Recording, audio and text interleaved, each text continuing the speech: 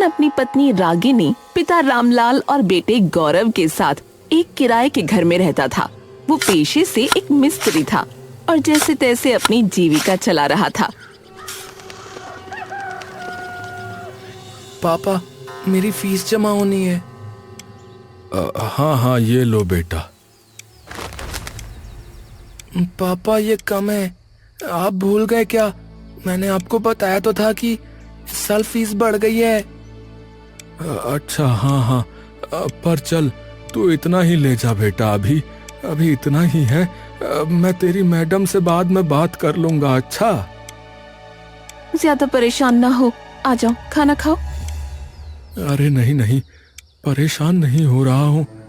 बस ये सोच रहा हूँ कि खर्चे बहुत बढ़ रहे हैं। हाँ, ये तो है। मैं भी कुछ काम शुरू करूं?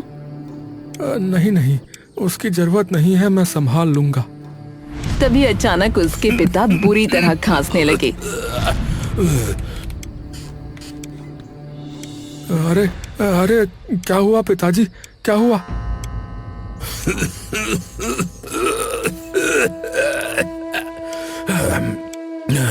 अरे ठंड लग रही है बेटा, बहुत ठंड लग रही है। रागिनी, एक और रजाई लेकर आओ, जाओ जल्दी से।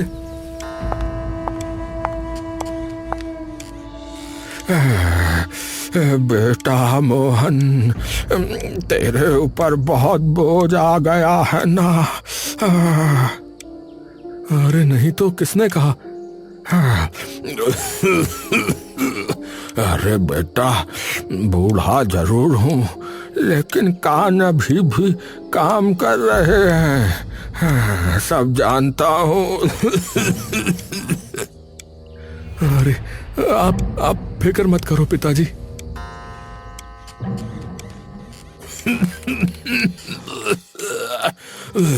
वो तो भला हो हमारे मकान मालिक प्रकाश लाल का।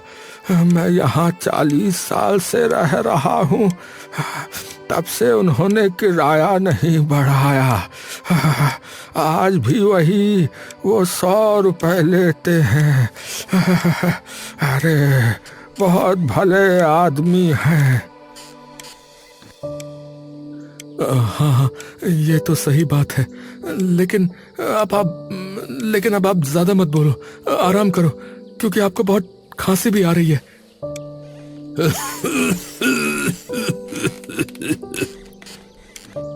रामलाल खांसते खांसते सो गए।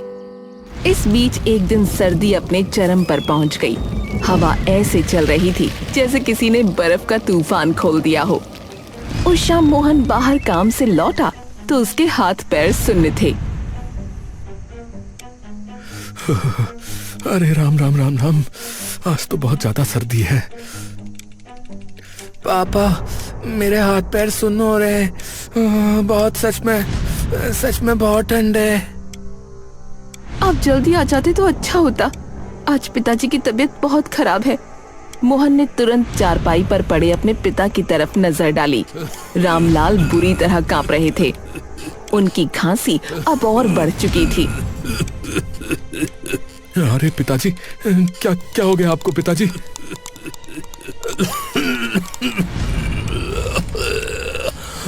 अरे बेटा, आज की ठंड मेरा दम निकाल रही है बेटा। मैंने 2 रजाइयां और ओढ़ा दी, पर इनका बदन फिर भी जल रहा है और ठंड भी लग रही है। मोहन के चेहरे पर डर उतर आया। वो समझ गया था कि ये सिर्फ साधारण ठंड नहीं है। मैं डॉक्टर को बुलाता हूँ, नहीं तो कुछ गड़बड़ हो जाएगी। वो बाहर भागा और डॉक्टर को बुला कर लाया। देखिए, ये हालत अच्छी नहीं है। इनको हाइपोथर्मिया हो गया है। इनको अभी तुरंत अस्पताल ले जाइए। डॉक्टर साहब, पैसे तो... देखिए, पैसे बाद में सोचिए, अभी इन्हें ले जाना जरूरी है, वरना देर हो जाएगी। जितना है उतना उठाकर दे देते हैं, पर चलिए, इन्हें बचाना है। मोहन ने पिता को शॉल में लपेटा, कंधों पर उठाया और दरवाजे की ओर बढ़ा, लेकिन तभी रामलाल का शरीर अचानक ढीला पड़ गया।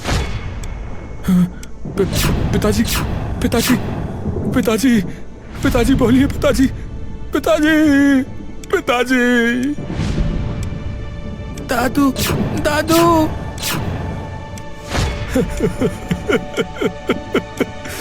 पिताजी। हे भगवान, ये क्या हो गया? रामलाल दुनिया छोड़कर जा चुके थे। मोहल्ले वाले इकट्ठा हो गए। डॉक्टर ने दोनों हाथ जोड़ दिए। अब देखिए, मुझे अफसोस है, ये अब नहीं रहे। मोहन जमीन पर बैठ गया, चेहरा दोनों हाथों में छिपा लिया। गौरव रोते रोते हिलने लगा। रागिनी बाप जैसे ससुर को पकड़े बैठी रही। फिलहाल अब अंतिम संस्कार के सिवा करने को कुछ नहीं बचा था, तो वही कर दिया गया। उनका मकान मालिक प्रकाश लाल भी आया। मोहन, मुझे भाई बहुत दुख है। तुम्हारे पिताजी बहुत सीधे और नेक आदमी थे। जी जी भाई साहब जी। लेकिन अगले ही दिन प्रकाश लाल दोबारा उनसे मिलने पहुंचा। मोहन समझा शायद सांत्वना देने आए हैं, लेकिन बात कुछ और ही थी। अरे आइए आइए भाई साहब, बैठिए। नहीं नहीं, मैं बैठने नहीं आया, एक जरूरी बात के लिए आया हूँ। कैसी बात? देखो मोहन, मैं आपके पिताजी की वजह से किराया नहीं बढ़ा रहा था, पर अब जो है हालत और जमाना दोनों बदल गए हैं, समझ रहे हो? मतलब देखो भाई, मतलब ये कि अब से किराया 100 रुपए नहीं बल्कि 1000 रुपए होगा। हाँ। मोहन के चेहरे का रंग पल में उड़ गया। क्या 1000 रुपए? आप मजाक कर रहे हैं क्या? बिल्कुल नहीं, साफ साफ बोल रहा हूँ। अगर दे सकते हो तो रहो, नहीं दे सकते हो तो फिर घर खाली कर दो भाई साहब। अरे दादाजी की मौत के अगले दिन भी कोई ऐसे बोलता है क्या? प्रकाश भाई, हम कब से यहाँ रह रहे हैं? आप जानते हैं कि मैं वक्त पे किराया दे देता हूँ। मेरे पिताजी की चिता की राख भी अभी ठंडी नहीं हुई है। देखिए, मुझे भावनाओं से फर्क नहीं पड़ता है मोहन भाई, जमाना बदल गया है, मेरा भी खर्चा है। बताओ, रहोगे या जाओगे? अरे 1 महीने की मोहलत और दे दो भाई साहब, मैं कुछ कर लूंगा। अरे 1 दिन की भी नहीं दूंगा भाई साहब, शाम तक घर खाली कर दो, बता रहा हूँ। वो मुड़कर चला गया। रागिनी और मोहन हैरान खड़े रह गए। अरे चलने की तैयारी करो। पर अरे मैंने कहा ना, चलने की तैयारी करो। थोड़ी देर में मोहन ने पुराना बक्सा, कुछ कपड़े, 1-2 रजाइयां इकट्ठी की और घर से बाहर निकल आए। ठंडी हवा उनके चेहरे पर कोड़े की तरह पड़ रही थी। हे भगवान, हम जाएं कहाँ? कोई कमरा देखते हैं, हिम्मत रखो। मोहन ने बहुत कोशिश की, लेकिन 1000 से कम किराया कहीं नहीं था।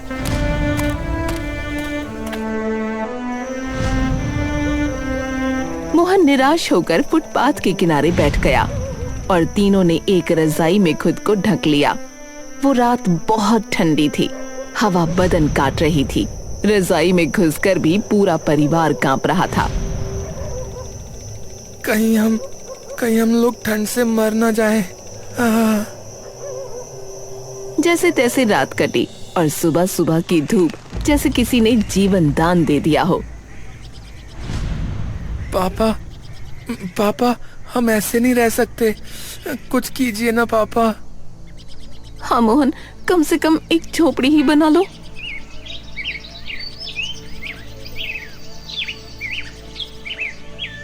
हाँ ठीक है, जो मिलेगा उससे बना लेंगे, कुछ भी करके। मैं भी आपकी मदद करूंगा पापा। मोहन और गौरव कबाड़ी वाले के पास गए। किसी से बोरी मिली, किसी से फटी टाट, किसी ने पुराने भूसे की बोरी दे दी। फिर दोनों मैदान की तरफ आए जहाँ टूटी लकड़ियाँ पड़ी थीं। दोनों लकड़ी गाड़ते, टाट बांधते, भूसा ठूंसते गए। पापा जल्दी करिए, ये भाग रही है। अरे अरे मैं तो कस रहा हूँ, तू पकड़ के रख। ये बोरी इधर लगा दो, हवा कम लगेगी। बस थोड़ी और मेहनत, फिर हमारा घर तैयार हो जाएगा बेटा। भूसे की खुशबू, टाट की खड़खड़ाहट और तीनों लोगों की सांसें। मैदान में बस यही आवाजें थीं। आखिरकार शाम तक एक छोटी झोपड़ी खड़ी हो गई। देख बेटा, घर बड़ा हो या छोटा, उसमें प्यार हो तो ठंड भी हार जाती है। पापा, ये झोपड़ी ना हमारे लिए ना महल है। हाँ, क्योंकि इसे हमारे हाथों ने बनाया है। भूसे की झोपड़ी खड़ी तो हो गई थी, लेकिन अंदर की सर्दी किसी जंगली जानवर जैसी थी, घुसती, काटती और बेचैन करती। रात ढल रही थी और आसमान पर बादल ऐसे घूम रहे थे जैसे ठंड को और गहरा करने की साजिश कर रहे हों। मोहन, रागिनी और गौरव ने अंदर की टाट की दीवारें ठीक की, भूसा दबाया और रजाई में सिमट कर बैठ गए। पापा, ये हवा तो झोपड़ी के अंदर भी आ रही है। मैं देखता हूँ बेटा, तू रजाई कसकर ओढ़ ले बेटा। हे भगवान, ये रात कैसे कटेगी? भूसा भी ठंडा हो गया है। हवा की आवाज झोपड़ी के ऊपर ऐसे पड़ रही थी जैसे कोई भारी चीज धकेल रहा हो। बाहर से सरसराहट, टाट की खड़खड़ाहट और भूसे की आवाज सब मिलकर डर पैदा कर रही थीं।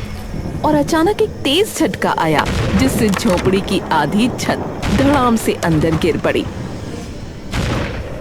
भूसा चारों तरफ उड़ गया। रागिनी चीख उठी, मोहन, सर पर गिर जाता तो क्या होता? पापा, पापा जल्दी ठीक करो, ठंड लग रही है बहुत। मोहन बिना एक सेकंड गंवाए बाहर भागा। हवा काट रही थी, हाथ तुरंत सुन्न हो गए, पर वो लकड़ी को संभालने लगा। हे हवा, जरा तो रुक जा, जरा मुझे अपनी छत को ठीक करने दे। मैं पकड़ती हूँ, आप भाग भाग के टाट नहीं बांध पाएंगे। पापा, पापा मैं भी पकड़ूंगा। तीनों उस रात एक सैनिक टुकड़ी की तरह सर्दी से लड़ रहे थे। मोहन ऊपर लकड़ी टिकाता, गौरव नीचे से पकड़ता, रागिनी टाट दबाकर भूसा भरती जा रही थी। कसकर पकड़, कसकर, नहीं तो फिर गिर जाएगी। पापा, पापा मेरी उंगलियां जम रही हैं। बेटा सहले, सहले बेटा, ये छत हमें बचाने के लिए ही है। 2 घंटे की मशक्कत के बाद झोपड़ी फिर खड़ी हो गई। अगली सुबह धूप निकली तो कुछ आराम मिला। रागिनी ने बोरी हटाकर थोड़ा धूप अंदर आने दी। मैं काम पर जा रहा हूँ। जल्दी आना, यहाँ मुझे डर लग रहा है। मैं जलाने के लिए मैदान से लकड़ी ले आऊंगा। शाम को मोहन काम से वापस लौट रहा था। आसमान बिल्कुल धुंधला था, हवा बर्फ सी ठंडी थी। तभी उसे सड़क किनारे एक बूढ़ी औरत बैठी दिखी। वो कांप रही थी, आंखों से आंसू बह रहे थे। अम्मा, क्या हुआ? क्यों रो रही हो ऐसे? मेरा बेटा मुझे यहाँ बिठा कर गया है, बोला कि अभी आता हूँ, पर लौटा ही नहीं। मोहन ने सामने देखा, ऊपर एक बोर्ड लगा था जिस पर वृद्धाश्रम लिखा हुआ था। उसे सब समझ आ गया। अम्मा, वो आपको यहाँ छोड़ कर चला गया है, अब नहीं आएगा। नहीं नहीं, ऐसा नहीं हो सकता। मेरा बेटा मुझे नहीं छोड़ सकता। वो तो कह रहा था चल माँ घुमा लाता हूँ।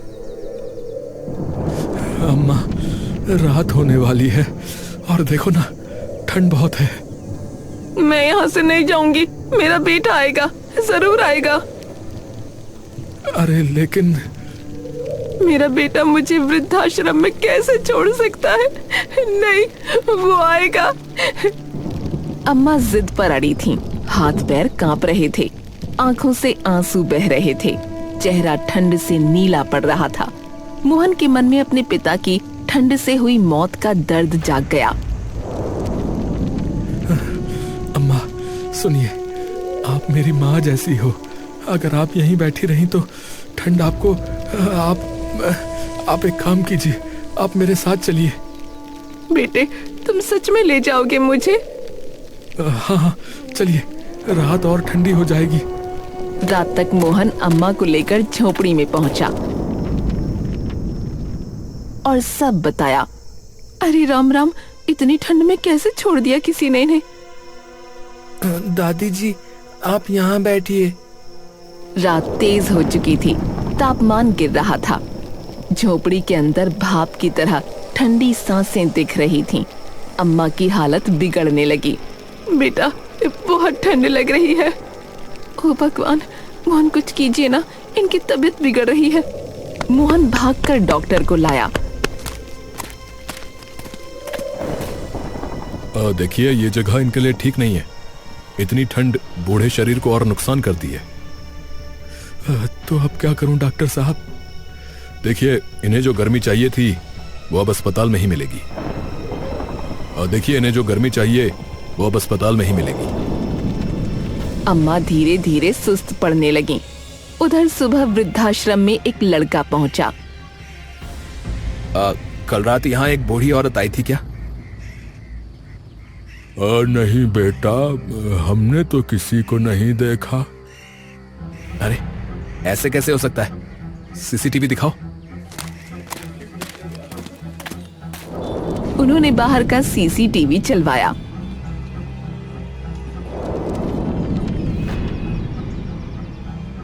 समीर की आंखें चौड़ी हो गईं। अरे ये आदमी कौन है?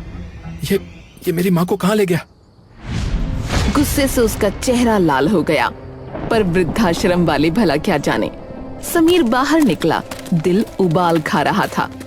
तभी उसने देखा सामने से एक जनाजा आ रहा है।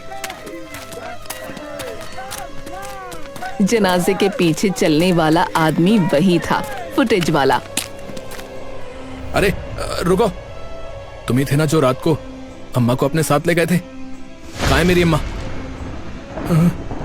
तुम्हारी अम्मा? हाँ, सीसीटीवी में देखा है मैंने। बोलो, कहाँ है वो? कहाँ ले गए थे उन्हें? मोहन की आंखें भर आईं। बेटा, वो वही है। कहाँ? इस अंतिम यात्रा में ये उन्हीं का अंतिम संस्कार हो रहा है बेटा। समीर की सांसें अटक गईं। क्या? कल रात की ठंड वो सह नहीं पाई बेटा। मैंने बहुत कहा कि वृद्धाश्रम में चले, लेकिन वो मानी नहीं। कहा कि बेटा आएगा। फिर मैं इन्हें अपनी झोपड़ी में ले गया, पर ठंड और तेज थी। मैं बचा नहीं पाया। समीर वहीं घुटनों के बल गिर गया, चेहरा दोनों हाथों में छुपा लिया। आंसू गिरते जा रहे थे। हे भगवान, ये क्या हो गया? ये क्या हो गया? मैं आ रहा था, मैं सच में आ रहा था। उठो बेटा उठो, हमें इनका अंतिम संस्कार करना है। चलो।